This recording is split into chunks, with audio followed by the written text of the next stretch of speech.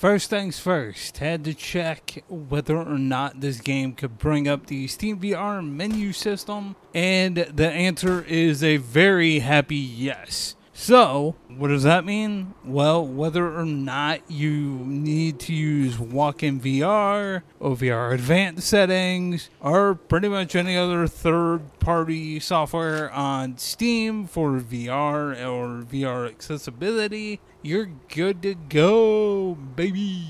Which is always a very positive thing to see, considering this game is actually quite old. So I'm very happy to see that.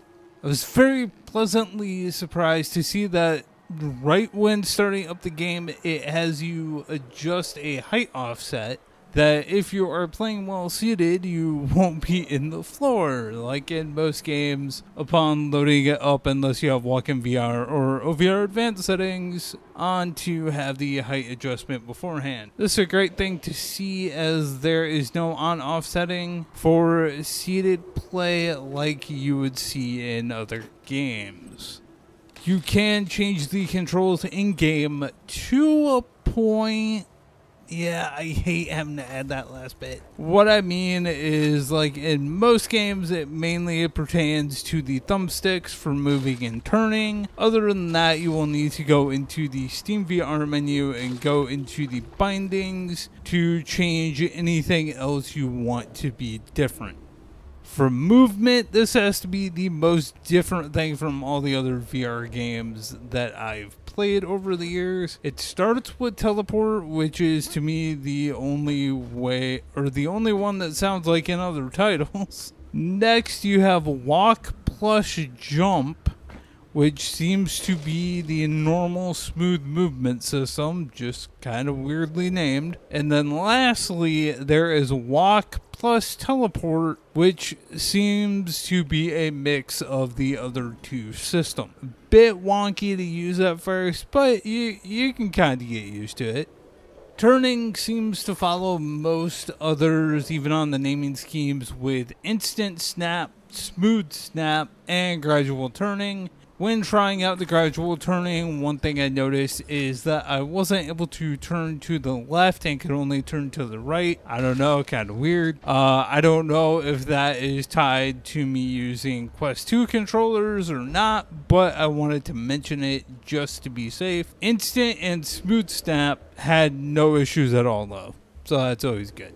This next bit made me very happy to see it. If you are somebody who is colorblind, you'll be happy to know that this has all of the 3 modes that you typically see in a lot of non-VR games these days, and it makes me happy. I'm not colorblind, but the world has a lot of people that aren't. And so it's good to see these things finally getting implemented on a regular basis. You see them more in non-VR games these days, so you can make it more playable for you. Connecting onto that happy note with a sadly not so great one. Sadly, there is no closed caption by default or options for them. Yeah, I don't really know why. In a story game with a lot of dialogue, this is very disappointing to see. Going along with those, there are no difficulty mode choices in this game. Now, I will say that I can't remember if the other Borderlands games had them either, and I honestly can't. I think it was lowered or increased based on the player amount, so this one might be the same way. And for upper arm and upper body movement. Originally, I wanted to say minimal to moderate, but the grabber, as the game calls it, is not the best, and dang near every time I had to fully move my arm from my wheelchair's armrest and be waving around my arm to get the laser to appear and grab to open a chest. So because of that alone, I'm going to say moderate to full. It's too janky. I feel it can be achieved with low movement, but not no movement. It was not programmed to the best that it could be. Yeah, I don't understand why. And maybe for you it won't be jank, but for me it definitely was, so it needed to be mentioned. And that is it for this VR accessibility overview. if this could help you or someone you might know, tell them about it, link them to the video. That's why I do these, as I do these to help. But you may or may not notice that this is actually from a text-based overview I did in January. I am now going through the process of making them all into videos. By the time you're seeing this, all the videos are already done and waiting just to go public. There's gonna be 5 a week until those are all up. But yeah, hopefully this video helps, just like all the other ones. There's always the card up at the top towards the end of the video where right to the playlist.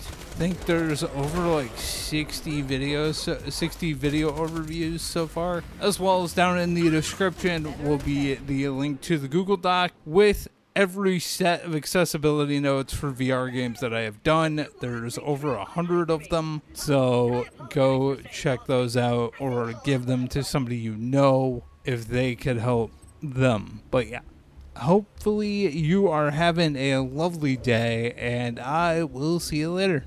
All right, bye.